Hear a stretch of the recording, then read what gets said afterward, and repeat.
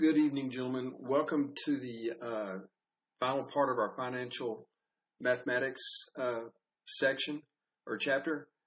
Y'all, tonight I'm going to be talking to you about credit card calculations.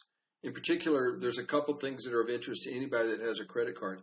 How much are you going to owe on interest on any unpaid balance? And also, how would you calculate that minimum monthly payment? You guys have all seen it. If you make the minimum monthly payment, then you don't get charged any penalties or fees. Okay, so that's the purpose of this lesson tonight, is to help you calculate the interest you owe at the end of the month on your credit card, and also calculate the minimum monthly payment. Those are the two goals tonight. Now, you can see, folks, there's a list of credit card transactions right here. Notice that the previous month of May, the owner of this credit card, or the holder of this credit card, carried in a balance of $2,653.48. Okay, that's $2,653.48 starting on June 1. Now, if you look right down here further, he made a $1,000 payment on June the 6th.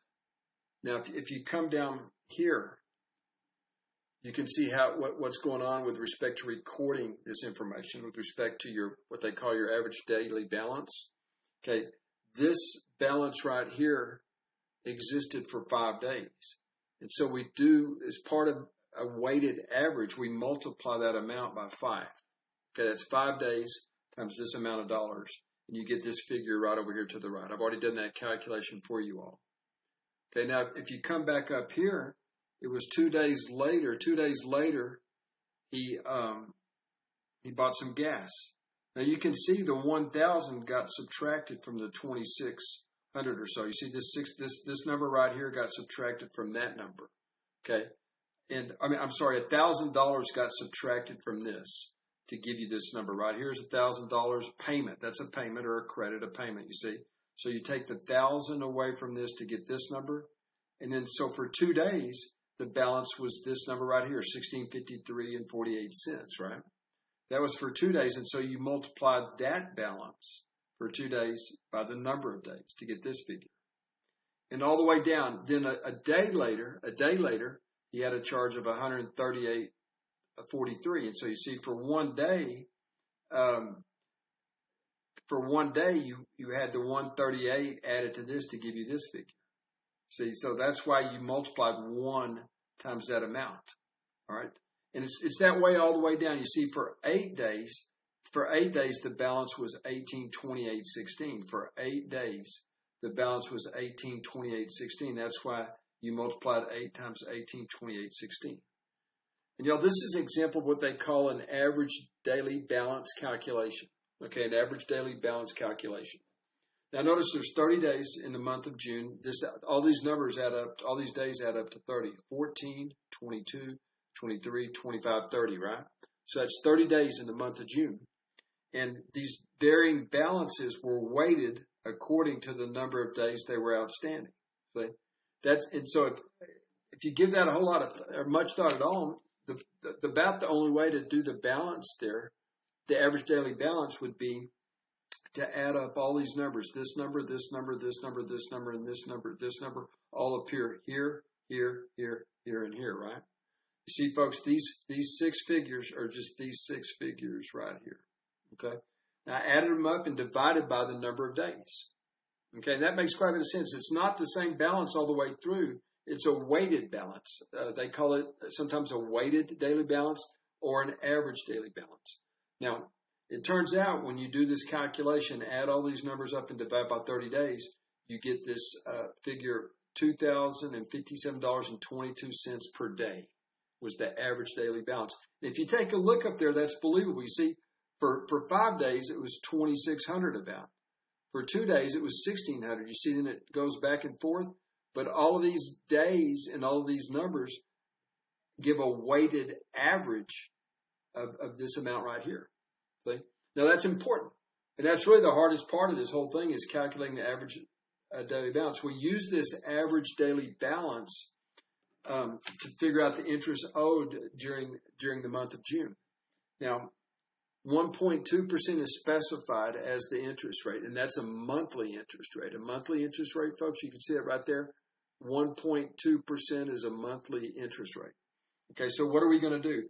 Well, we're going to use this average daily balance in conjunction with the interest rate. And y'all, sorry, this is on the next page. I meant it to have two separate pages here, but it did not work out that way. Okay. Y'all, the ADB right there, the average daily balance is what we just calculated on the previous page. All right. The decimal equivalent of 1.2% is 0.012. So you see, for the month of June, you owed this credit card company $24.69. Okay. Now, what about this next figure right here? Well, if you'll take a look at this number here, 2212.54, that was actually the closing balance. Okay, right here you see this circled figure, y'all. Nothing happened after June 27th, and so the closing balance was 2212.54. Now, y'all, you may be wondering where this 4 came from. Well, think about it. 27, 28, 29, and 30 is 4 days. You might just be tempted to say 30 minus 27 is 3, but if you think about it, 27, 28, 29, and 30 is 4 days. It's kind of a mathematical trick, it's a little bit of a sneaky thing. But if you just physically say the days, 27, 28, 29, 30, that's 4 days, right? Not 30 minus 27. So it's very tempting to put 3 right there. So that's a common mistake. So watch that when you do your exercise. So again, this is the balance that was carried forward. Let's go to the next page. This is the balance that was carried forward. This is the interest, you see. So what do? You add them together, right? To get the balance going into the month of July. This will be your balance going into the month of July. Now, y'all, as far as the minimum monthly payment goes, all you do is take this amount right here, the balance that you carried into the month of July at the end of that billing cycle, divide by 25. Now, this is a magic number produced by the credit card companies. Okay? You don't have to memorize this. If you go back to how this is done, and if you just read Part D right here, it says, this credit card requires